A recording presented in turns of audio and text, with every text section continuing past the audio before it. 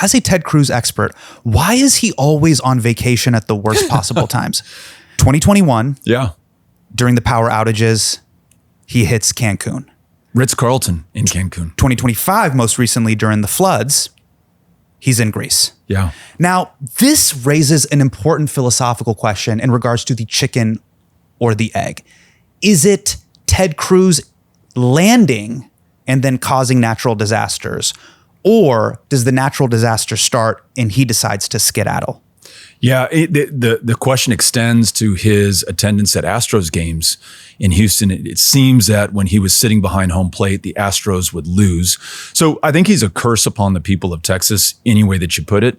It's clear that he doesn't care about the people that he purports to serve or represent.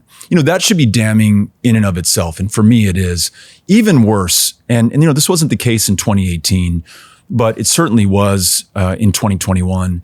His effort to incite an insurrection against the country's government in which he serves, to try to overturn a lawfully, fairly, democratically decided election, my opinion, that should bar him from any public service and really should prompt an investigation by the Department of Justice into his role in that insurrection attempt on the 6th of January, 2021. And I think it's one of the big failings, honestly, of the previous administration and their Department of Justice.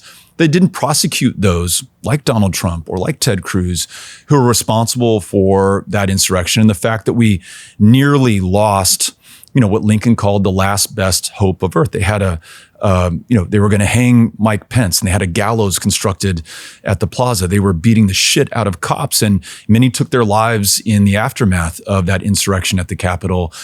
They threatened to kill lawmakers where they worked. And Donald Trump, once he is in office, pardoned each and every single one of them, including the ones, especially the ones who beat those cops and nearly killed them.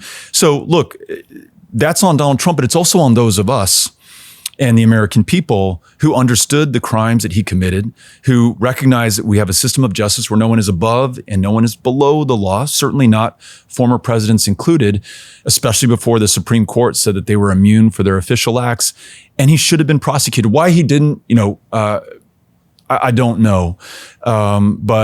But it has brought us to where we are now, where the president is using the Department of Justice to go after people who are innocent, like President Obama and other officials in previous administrations. So when we don't act, when we have the chance, there are real consequences and ramifications for this country. And we're seeing it play out right now.